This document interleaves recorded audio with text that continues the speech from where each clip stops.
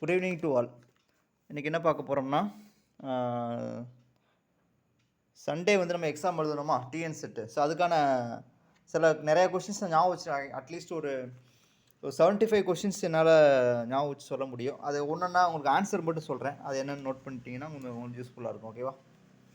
So first பாருங்கள், complex analysis என்ன question கேட்டிருந்தாங்கன்னா, f of z equal e power z by z minus 2 the whole square. இதுக்கு வந்து residues கேட்டிருந்தாங்க at z equal ஏல. நமக்கு பார்த்தாலே தெரியுது, then z equal a is a double four for this function f. ரைட்டா? அப்போ நமக்கு ரெண்டு ஃபார்முலா இருக்குது. ஒன்று வந்து இந்த மாதிரி எழுதிக்கலாம், residues of set equal a. இந்த லிமிட் அப்ரோச்சில் இந்த மாதிரி பண்ணிக்கலாம். ஓகேவா? லிமிட் அண்ட் டெரிவேட்டிவ் அப்ரோச்சில் இந்த மாதிரி பண்ணிக்கலாம். ஓகேவா? ஸோ அப்போ அப்ளை பண்ணுறோம், இது ரெண்டு கேன்சல் ஆகிருமா, இ பவர் செட். ஸோ ஒரு டிஃப்ரென்ஷியேட் பண்ணி இ பவர் செட்டு இ பவர் ஏன்னு வந்துடும். ஸோ ஆன்சர் வந்து இ பவர் ஏ. ரைட்டா? ஒன்று இந்த அப்ரோச்சில் பண்ணலாம், இல்லைன்னா அந்த சீரீஸ் அப்ரோச்சில் பண்ணணும். ஓகேவா? இப்போ residues of f of z at z equal ஏன்னா அர்த்தம் coefficient of 1 by z minus a இந்த Laurent series expansion of the f of x, the function f of x. ரைட்டா? ஸோ அதை யூஸ் பண்ணி என்ன பண்ணலாம், இந்த மாதிரி செப்பரேட் பண்ணிடலாமா, e power z. So expansion series about the point z equal a. அப்போ நான் வச்சுக்கலாம், இசட்டை வந்து அந்த செட் மைனஸ் ஏ இருக்கிற மாதிரி நம்ம செட் பண்ணிக்கிறோம். ஓகே, இது வி நோ த கான்செப்ட்ஸ்.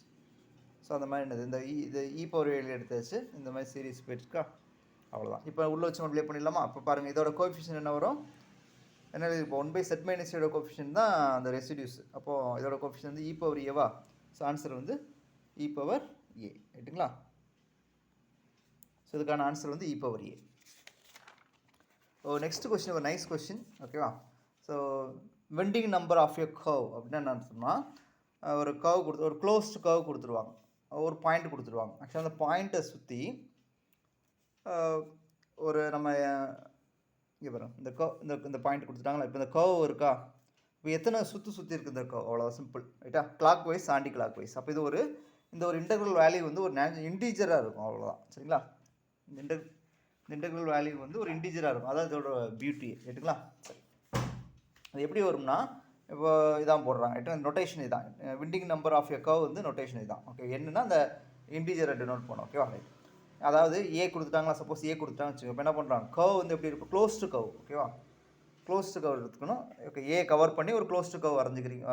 இப்போ கொடுத்துட்டாங்க. இப்போ கிளாக் வைஸ் டேரக்ஷன் பாருங்கள், எந்த கிளாக், அண்டி கிளாக் வைஸ் டேரக்ஷனில் இருந்ததுனால என்னது, ஒன்றே எடுத்துக்கணும். ஸோ என்ன ஒரு சுற்றுதானே சுற்றி இருக்கப்போ ஒன்று. ஆன்டி கிளாக் வைஸ்னால் பாசிட்டிவ் எடுத்துக்கணும், நெகட்டிவ் கிளாக் வைஸ்னது கிளாக் வைஸ்னால் நெகட்டிவ் எடுத்துக்கணும். ஓகேவா? சொல்கிறேன், புரியுதுங்களா? ஸோ ஆன்டி கிளாக் வைஸ்னால் நம்ம we take positive value.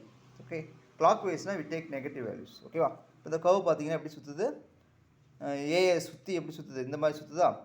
So anti clock wise direction சுற்றுறதுனால வி டேக் ஒரே ஒரு சுற்றிக்கலாம், ஒன்று எடுத்துருக்கோம். இப்போ இதே வச்சுக்கோங்க, இந்த பாயிண்ட் இருக்கா, இந்த கர்வ் எப்படி சுற்றுது பாருங்கள், கிளாக் வைஸ் சுற்றுறதுனால ஒரு சுற்றி இருக்கும். ஸோ -1 எடுத்துட்டோம். இப்போ இந்த பாருங்கள், இந்த கர்வ் வந்து இந்த பாயிண்ட் வந்து இந்த கர்வ் வந்து சுற்றவே இல்லை, அப்போ 0. இங்கே பாருங்கள், இந்த ஏ கொடுத்துட்டாங்களா, இப்போ எத்தனை சுற்றின்னு தெரிஞ்சிருக்கு பாருங்கள், எப்படி சுற்றிருக்குன்னு பாருங்கள், ஒரு சுற்றி இப்படி சுற்றிருக்கு. ரைட்டா? இப்போ கிளாக் வைஸ் ஆன்டி கிளாக் வைஸ்ன்னு பாருங்கள், எப்படி கிளாக் சுற்றிருக்கு பாருங்கள், இப்படி வந்து பாருங்க.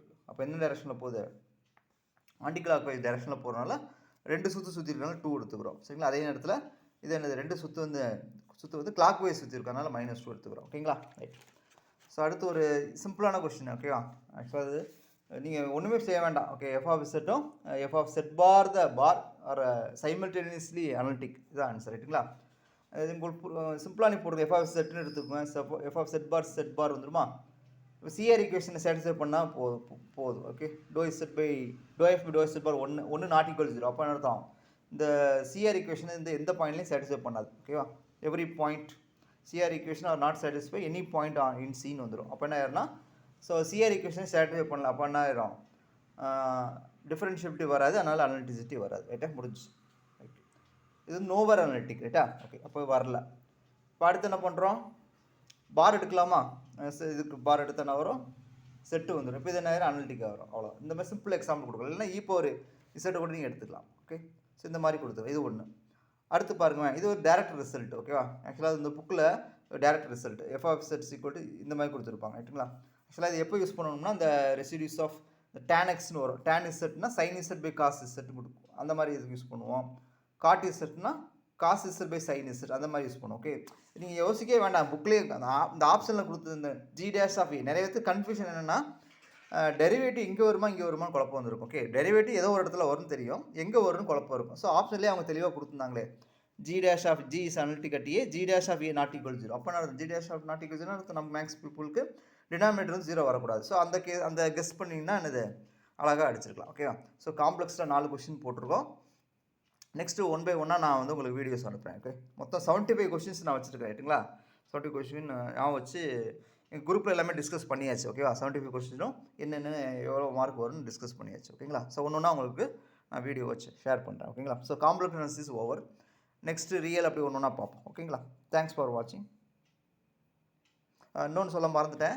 ஆக்சுவலாக இப்போ எங்கள் சென்டரில் வந்து ஆர்ட்ஸ் அண்ட் சயின்ஸ்க்கு அட்மிஷன் போயிட்டுருக்கு. ஓகேங்களா?